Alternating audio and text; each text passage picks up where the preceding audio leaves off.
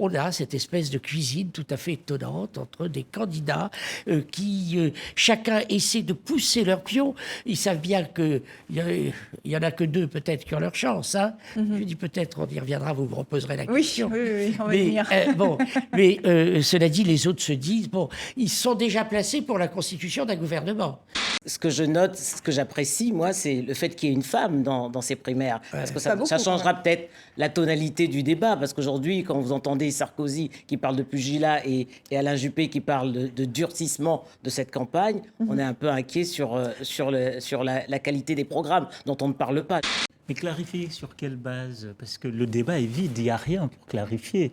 Ce que j'entends et ce que je vois là, c'est une sorte d'affrontement d'ego et de formules, bien sûr. Je ne vois pas, hormis quelques idées très cosmétiques, très populistes balancées comme ça, je ne vois pas se dessiner des divergences idéologiques débattues, ou des divergences économiques. L'économie est quasi absente de ce débat-là. Les attaques sont crypto-personnelles.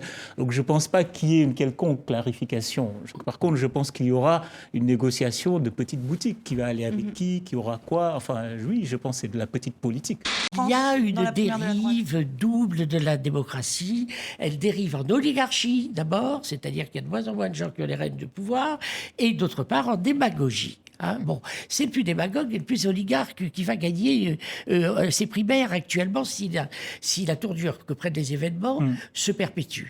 Est-ce que tout le monde respectera le verdict de la primaire? Je ne suis pas sûr, parce qu'il est évident qu'il risque d'y avoir aussi... Nous n'avons pas de leçons à donner, à l'Afrique. Nous n'avons pas de leçons. Je suis tout à fait d'accord avec vous. Qu'on demande des dépouillements et des redépouillements qui ne sont c'est pas à exclure, parce qu'après tout, je vous dis, malheureusement, l'hypothèque de Sarkozy est très réelle, il est extrêmement contesté, mais ça n'est pas un piranha, c'est un barracuda, et c'est un homme politique d'une trempe tout à fait exceptionnelle. Moi, j'ajoute, hélas, personnellement, mais ça fait partie de l'analyse.